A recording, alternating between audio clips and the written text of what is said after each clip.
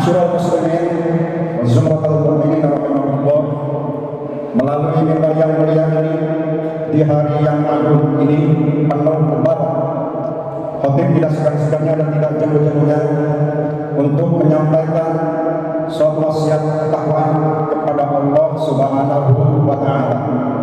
Takwa yang menarti intisarul awamirillah wa ijtinabun nawahi sirran wa alaniyatan zahiran wa batinan.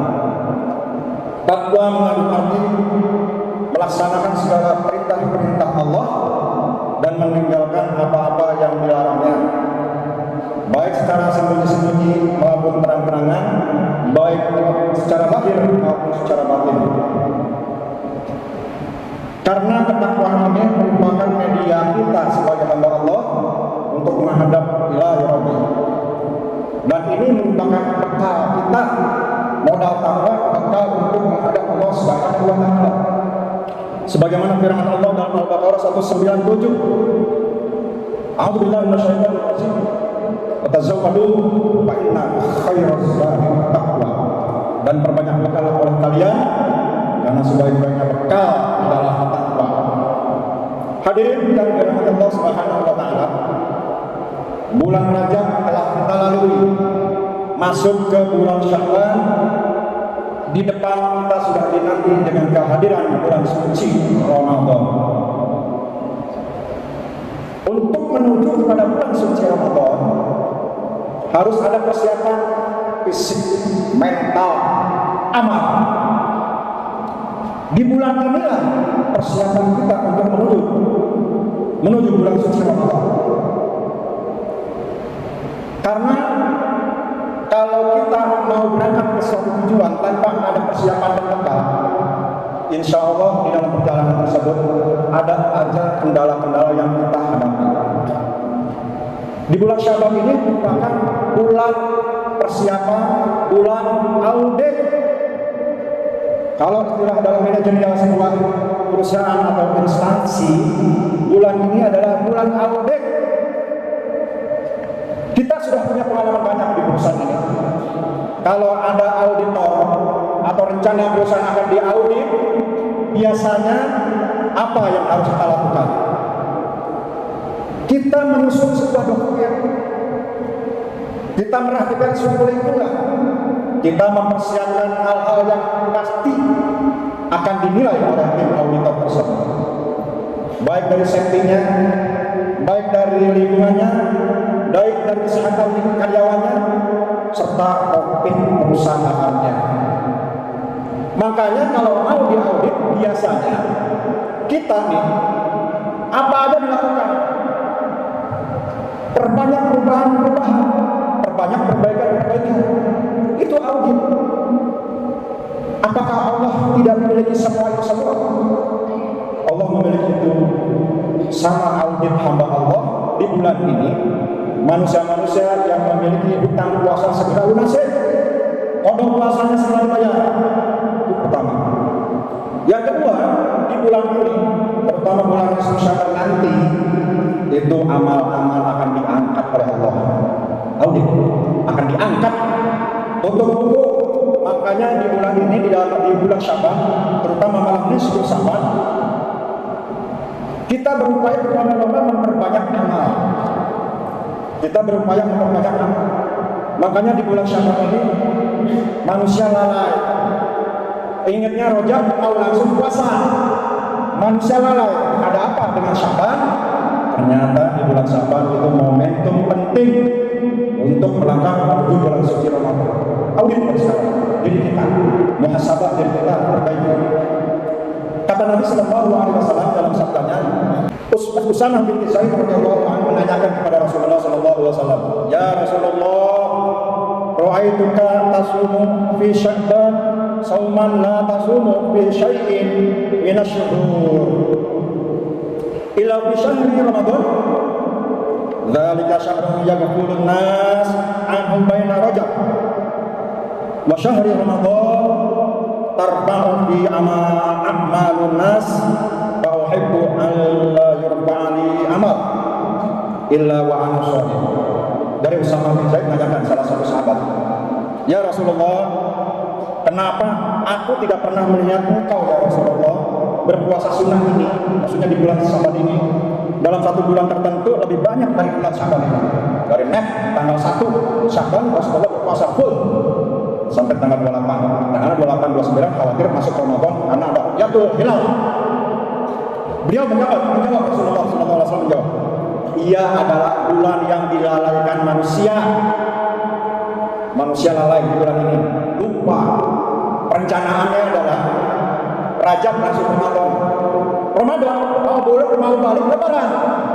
Dari sekarang kita ini merencanakan kas saldonya untuk Lebaran. Lupa amalnya di bulan Syawal ini belum dipersiapkan untuk menuju bulan suci Ramadan." Iya itu Rasul menjawab, itu bulan Rajab, bulan Ramadan, ini adalah bulan Syawal. Nah, lanjut Rasul menyampaikan, "Ya, aku memang senang apabila amalku pada saat nisfu Syaban nanti, amalku itu diangkat oleh Allah Subhanahu wa taala, yaitu saat aku sedang berpuasa." Itu luar biasa. Artinya, nanti bulan Syaban, mari kita perbanyak amal. Di malam nisfu Syaban banyak kegiatan amal-amal ibadah. Yang pertama, membaca Al-Quran. Yang kedua, bersolawat. Yang ketiga, banyak-banyak mengucapkan istighfar, minta ampun kepada Allah Subhanahu wa taala. Lalu menghadiri majlis-majlis, berkumpul bersama sehingga berdoa kepada Allah di mana dia ada satu majlis, di situ malaikat akan menaungi majlis tersebut sehingga amal kita diangkat oleh Allah Subhanahu wa taala di malam nisfu Syawal tersebut. Hadirin yang dirahmati Allah Subhanahu wa taala, muncul di tengah-tengah masyarakat suatu tuduhan bahwa malam nisfu Sya'ban adalah bid'ah. Malam nisfu Sya'ban adalah bid'ah. Amalan-amalannya terutama menyesatkan dan sesat masuk neraka. Hadirin sidang jemaah yang dirahmati Allah, kita tetap istiqomah, yakin kepada Allah, karena ulama tidak mungkin menyesatkan satu umatnya. Apalagi peristiwa malam nisfu Sya'ban ini terjadi historisnya adalah pada masa tabi'in. Muncul pertanyaan, berarti bukan zaman Rasul? Benar, Rasul tidak menyelenggarakan ritual malam nisfu Sya'ban di masjid-masjid. Tetapi Rasul pada saat malam tersebut bangun tengah malam menuju masjid sendiri, sehingga Sayyidatul Aisyah istri Rasulullah Sallallahu Alaihi Wasallam terbangun nyari Rasul ke kanan, nyari Rasul ke kiri, kok nggak ada. Padahal tadi tidur bareng, curiga, cari ke istri yang pertama, jauh, ada Rasul, tidak ada. Lanjut ke istri-istri yang lain, tidak diketemukan. Ternyata diketemukan Rasulullah Sallallahu Alaihi Wasallam malam nisfu Sya'ban beribadah di masjid, banyak-banyak berdoa, banyak-banyak membaca Al-Quran dan amalan-amalan lainnya. Aisyah bertanya, "Ya Rasul, engkau di sini ya?"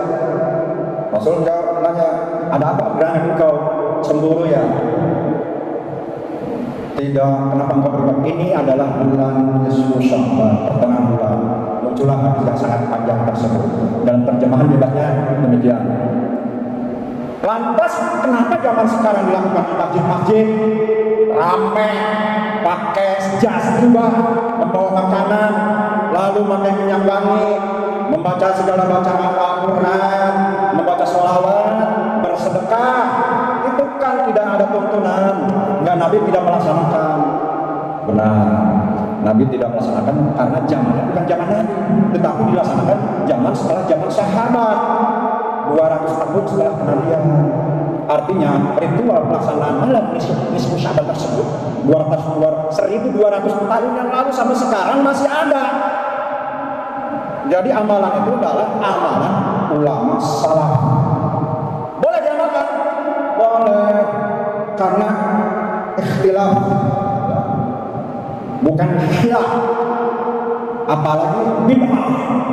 Harus dipahami kalau mau ikhtilaf, perselisihan ulama di dalam menetapkan suatu hukum untuk melaksanakan keharmonisan dalam beribadah, itulah ikhtilaf, bukan khilaf, apalagi bid'ah. Ikhtilaful ulama rahmatul. Ikhtilaf, penetapan tarjihnya para ulama adalah rahmat, bukan sesat. Kalau sesat dari tahun 1200 yang lalu, berapa umat yang terjungkil balik masuk neraka? Berapa hamba Allah yang masuk neraka termasuk para ulama-ulamanya? Hadirin yang dirahmati Allah, khotib hanya meluruskan agar umat menjadi tenang dalam beribadah. Yang memberikan sanggahan, silakan tidak beribadah, tidak apa-apa. Hadirin yang dirahmati Allah Subhanahu wa taala, peristiwa itu merupakan amalan-amalan kita bekal nanti di akhirat, di malam nisfu Sya'ban tersebut. Kenapa sih zaman ulama salaf tersebut diselenggarakan di masjid rame-rame, sementara wilayah yang menyelenggarakan di masjid dengan segala macam propaganda kegiatan? Yang jelas kegiatan tersebut tidak ada bakar-bakar kemenyan, tidak ada dangdut-dangdutan, pantura-panturaan, tidak ada jaipongan, tidak ada kegiatan apa-apa. Di malam tersebut adalah membaca Al-Quran, dalil-dalil membaca Al-Quran sahih, lalu membaca sholawat, dalil-dalil membaca sholawat sahih, berani membuat bid'ah tidak, bersedekah sahih, tiap hari bersedekah, apalagi umat baru satu misi, saya alhamdulillah buat kas masjid DKM, alhamdulillah. Hadirin yang Allah, kenapa harus dilakukan di masjid? Saat itu terjadi di wilayah Timur Tengah, di ulama salaf di Timur Tengah terjadi suatu historis geografis. Tetangga kanan kiri orang Rom, orang Romawi, kafir. Maka untuk syiar Islam diselenggarakan di masjid. Nah, zaman Nabi tidak ada, tetapi ulama salaf menyelenggarakan agar tujuan umat Islam menjadi syiar, menjadi besar, musuh-musuh Allah menjadi gentar. Kalau di Mekah, Madinah, dulu disebut Hijaz, aman, tidak ada yang namanya kanan kiri kafir. Makanya di ulama-ulama Mekah, Madinah tidak menyelenggarakan di masjid, masing-masing di rumah. Karena di masjid menyelenggarakan tidak ada contoh dari Nabi. Kenapa di masjid tadi? Alasan argumentasinya adalah di masjid pertama faktor geografis. Yang kedua, karena faktor menyelenggarakan di masjid, karena faktor ada salah satu ayat yang harus disinkronkan. Quran surat Al-Fatir ayat 10 yang berbunyi, A'udzubillahi minasyaitonir rajim. Man kana yuridul izzata falillahil izzatu jami'a. Ilaihi yas'adul kalimatu tawhidu wal 'amalu shalih yarfa'u. Barang siapa yang menghendaki suatu kemuliaan dunia maupun kemuliaan akhirat, maka bagi Allah lah kemuliaan itu. Kepadanya lah naik perkataan-perkataan yang baik dalam amal soleh. Semua perkataan dan amal soleh dinaikkan. Sehingga alasan inilah tarjihnya ulama itu menyelenggarakan masjid. Kenapa? Yang namanya dalam tafsir Ibnu Katsir halaman 548 dan 549 di dalam menafsiri ayat ini adalah yang dimaksud dengan perkataan-perkataan baik adalah bacaan Al-Quran, membacakan doa, itu perkataan yang baik, sehingga ucapan tersebut dianggap. Tetapi ada keterangan lain dari ulama-ulama yang lain. Bacaan doa, bacaan Al-Quran itu tidak mungkin, tidak bisa diangkat kalau tidak didukung oleh amal soleh. Artinya direct ya, artinya ada link, harus bareng. Jangan kita astagfirullah, alhamdulillah, la ilaha illallah, Allahu akbar. Tapi sholat tidak, zakat tidak, haji tidak, sedekah tidak. Apakah zikir itu bisa naik? Tidak. Ini ayat telah menafsirkan demikian.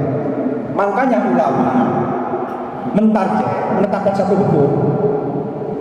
Kalau kita penyelenggaraan malam nisfu Sya'ban di masjid pada maghrib, setelah sholat maghrib, itu biasanya ada bacaan sholawat, ada bacaan Quran, terserah kalau Yasin dianggap bid'ah. Pokoknya baca Quran, siapa berani mengatakan bid'ah? Baca Quran, terus sedekah, itu adalah perkataan baik, tidak bisa terangkat kalau tidak didukung dengan amalan-amalan yang baik. Apa amalan baik? Amalan baik menurut tafsir adalah sholat fardu. Jadi momentum malam itu setelah maghrib, setelah sholat fardu dibacakan tilawah, dibacakan sholawat, dibacakan doa. Baru doa orang-orang tersebut yang ada di dalam masjid terangkat semuanya. Itu. Jadi yang pertama alasan mengapa penyelenggaraan kesusahan pakai kumpul-kumpul. Kenapa tidak sendiri di rumah? Ya justru yang sendiri di rumah juga lebih baik. Yang Rasulullah lakukan sendiri di rumah lebih baik. Kalau di rumah patah semangat, nggak bisa mau ngapain di rumah, diganggu anak dan istri ke masjid anak, maka jalan yang terbaik adalah datang ke masjid berjamaah. Hadirin yang dirahmati Allah, mudah-mudahan kita saling mengingatkan kembali dalam rangka meluruskan agar ibadah kita, ibadahnya para ulama, umat-umat terdahulu 1000 tahun yang lalu sampai sekarang masih menyelenggarakan rutinitas ritual malam Syawal Syakban dengan segala harapan. Mudah-mudahan di pertengahan Syawal ini amal kita diangkat oleh Allah menjadi hamba Allah yang bertakwa. Alhamdulillah, bismillahirrahmanirrahim. Wa sallallahu alaihi wasallam illa alladziina aamanu wa 'amilus shalihati wa tawassaw bil haqq wa tawassaw bis sabr. Barakallahu wa lakum fil Qur'anil 'azim wa nafa'ani wa iyyakum bima fihi min al-ayati wal hikmati. Aqulu qawli hadza wa astaghfirullaha li wa lakum.